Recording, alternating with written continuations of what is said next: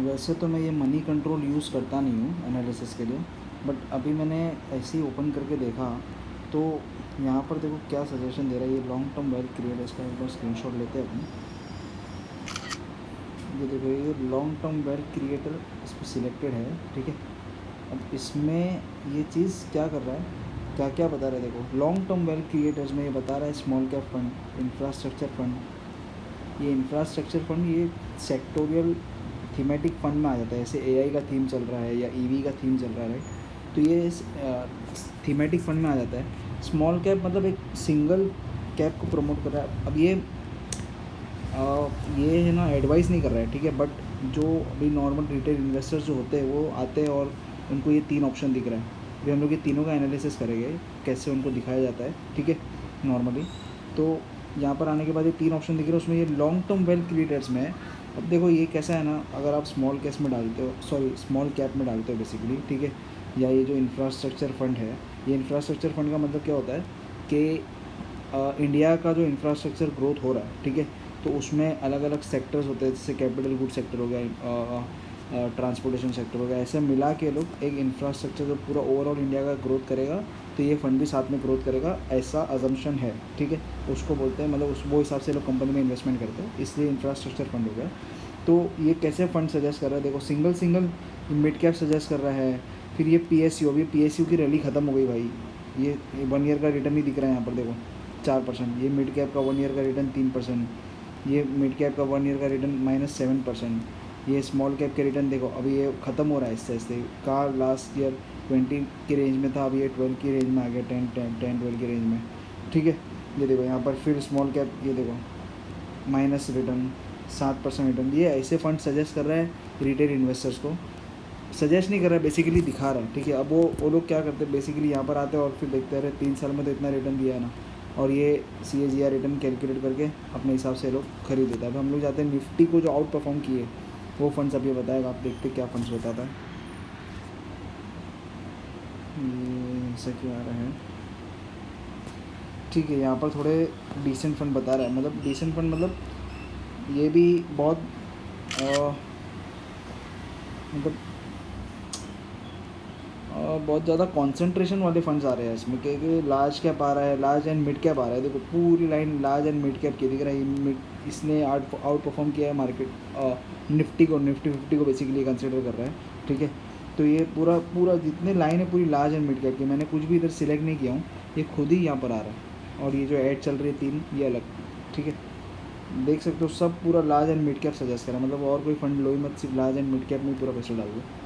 और फिर यहाँ पर आ गया SIP में। अभी SIP लीडर्स क्या होते हैं, सफारी ओपन भी नहीं कर पा रहा भाई।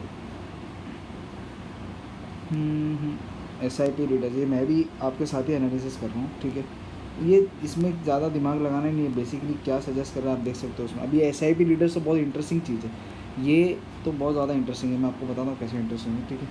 यहाँ पर हम लोग आते हैं SIP लीडर्स, मतलब बेसिकली ये है कि जिसमें ज़्यादा SIP हो रहा है ना, रिटेल इन्वेस्टर्स की तरफ से SIP ज़्यादा हो रहा है। रिटेल इन्वेस्टर्स मतलब हम लोग भी रिटेल इन्वेस्टर्स ही होते हैं बेसिकली, मैं भी रिटेल इन्वेस्टर हूँ, आप भी रिटेल इन्वेस्टर हो, राइट। तो ज़्यादा SIP कौन कर रहा है, मतलब कौन से फंड में जा रहा है ना। तो अब यहाँ पर देख सकते हो कि ये फैंग ETF में जा रहा है। ये फैंग ETF ये अभी लॉन्च हुआ फंड है इन लोग का, 1 या 2 साल, 1 साल हुआ है मेरे ख्याल से, ठीक है। ये 3 ईयर रिटर्न इसका पूरा सेम क्यों आ रहा है, क्योंकि इसको ज़्यादा टाइम हुआ नहीं है। नहीं, ये फैंग ETF को टाइम हो गया थोड़ा, हाँ सॉरी, ये वाले को टाइम हो गया। और फैंग ETF दूसरा जो इनका S&P है वो अभी लॉन्च हुआ है। और फिर ये जो NASDAQ वाला है ना, मोतीलाल का अच्छा फंड है, ठीक है, अच्छा फंड है, रिकमेंडेशन नहीं है, बेसिकली एनालिसिस के हिसाब से बता रहा हूँ, क्योंकि इसको बहुत टाइम हो गया मार्केट में आकर के, ठीक है। कंपेरेटिव उसका एनालिसिस हम लोग कर सकते हैं कंपेयर टू दूसरे जो US के फंड्स है उसके, ठीक है। तो ये 2 फंड ये फंड अच्छा बता रहा है मोतीलाल वाला। ये फैंग ETF में अभी ये आया है फंड, इसका क्या रिज़ल्ट आएगा उसका कुछ आइडिया नहीं है, फिर भी चलो ठीक है, डाइवर्सिफिकेशन के हिसाब से फिर भी ठीक है। अब यहाँ पर हम लोग आते हैं गोल्ड भाई क्या कर रहा है, गोल्ड की रैली ख़त्म हो गई भाई।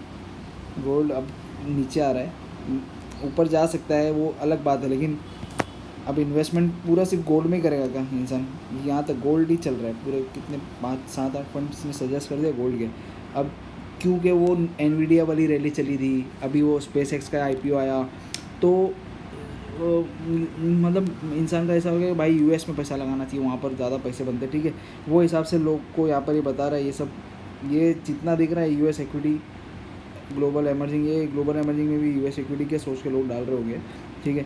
यूएस यूएस यूएस यूएस, ये ऊपर के दो यूएस ख़त्म हो गया, मतलब दो ही है, गोल्ड और यूएस। इंडिया में पैसे मत लगाओ, ये एसआईपी लीडर जो अभी लोग डाल रहे पैसा, आप सोच सकते हो क्या हिसाब से। अब वो भाग गए सब एसआईपी लीडर्स जो है ना, ये स्मॉल कैप मिड कैप से भाग गए अभी, क्योंकि उनको नीचे ज़्यादा वो दिख रहा है ना, तो बस निकल जाओ, ख़त्म हो गया।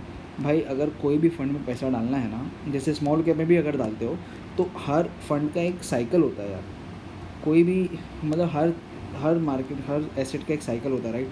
तो जब स्मॉल कैप में डाल रहे हो, तो उसको आप 5 साल 7 साल 10 साल का अगर माइंड में रखते हो ना, तो वो साइकिल में आपको वो अच्छा रिटर्न देगा, ऐसा नहीं कि नहीं देगा। एक सेक्टोरियल फंड्स के कंपैरिजन में स्मॉल कैप अच्छा है भाई। क्यों? क्योंकि अगर आप रियल स्टेट में पैसे लगाए होते हैं 2007 में, तब तो बहुत अच्छा आपको पैसे मिल गए होते, राइट। उसके बाद फंड नीचे आ गया, फिर वापस अभी 2020 के बाद वो फंड फिर ऊपर गया था, सेक्टोरियल फंड था वो, रियल एस्टेट पूरा सेक्टर अच्छा किया था, राइट। तो उसका टाइम आया, वो अपने हिसाब से आगे बढ़ा। पीएसयू बैंक जो थे उसका कितना ऐसा चल रहा था, ऐसे अचानक से 2020 19 मतलब 20 के बाद ऐसे हो गया। क्यों भाई? उसका टाइम आ गया। तो जब इसका भी टाइम आया, स्मॉल कैप का भी ऊपर जाने लगा, अभी थोड़ा साइडवेज हो गया, तो इसका ये मतलब थोड़ी कि उसको छोड़ दो, ये साइडवेज हो गया तो अपॉर्चुनिटी जितना नीचे जाएगा। क्यों अपॉर्चुनिटी है? Small cap mid cap opportunity क्यों है पता है? क्योंकि ये सेक्टोरियल बेस नहीं है, समझ रहे हो, ये सेक्टर नहीं है। तो ये बोल रहा है कि भाई जो ओवरऑल इंडिया की स्मॉल कैप कंपनीज है ना, ओवरऑल इंडिया में लार्ज कैप है, मिड कैप है, स्मॉल कैप है, माइक्रो कैप है, राइट। और वो स्टार्टअप्स है बाद में, तो स्टार्टअप्स तो हम लोग भी इन्वेस्ट कर नहीं सकते। माइक्रो कैप में बहुत ज़्यादा रिस्की हो जाता है, उसको हटा दो। बचता है ये स्मॉल कैप जो रिस्क बहुत हाई रिस्क हो जाता है, फिर मिड कैप थोड़ा मीडियम रिस्क में आता है, और लार्ज कैप मतलब रिस्क ऑलमोस्ट कम है, ठीक है। तो अब यहाँ पर ये बोल रहा है स्मॉल कैप, जो जितनी कंपनी ओवरऑल इंडिया में है ना, जो लिस्टेड है, उसमें जिसका मार्केट कैप स्मॉल कैप में आता है ना, मैं उसमें इन्वेस्ट कर रहा हूँ। तो भाई अगर कोई कंपनी ख़राब होती है, कोई कंपनी बैंकरप्ट होती है, बाहर हो जाती है, नीचे चली जाती है, तो वो कंपनी बाहर हो जाती है स्मॉल कैप के इंडेक्स से, उसके बदले दूसरी कंपनी एंट्री हो जाती है माइक्रो कैप से, समझ रहे हो। तो वो सेक्टर बेस नहीं है, उसका टाइम आएगा। अभी थोड़ा ऐसे चल रहा है, साइड में चल रहा है, इतना भागा ना, रैली हुआ, अब थोड़ा साइड में आ रहा है, थोड़ा नीचे आ रहा है। तो इसका मतलब ये नहीं कि भाग जाना है, उसका मतलब ये है कि और इन्वेस्ट करना है, और ऐसे ऐसे SIP बढ़ाते जाओ, जैसे जैसे टाइम आएगा फिर ऊपर आ जाएगा, फिर थोड़ा साइडवेज होगा, फिर ऊपर आ जाएगा। भाई एक साइकिल होता है ना, ये ऐसे साइकिल चलता है, देखे हो ना। तो अभी यहाँ चल रहे हैं हम लोग एग्जाम्पल, तो ये टाइम भी आएगा, ठीक है। Okay, thank you.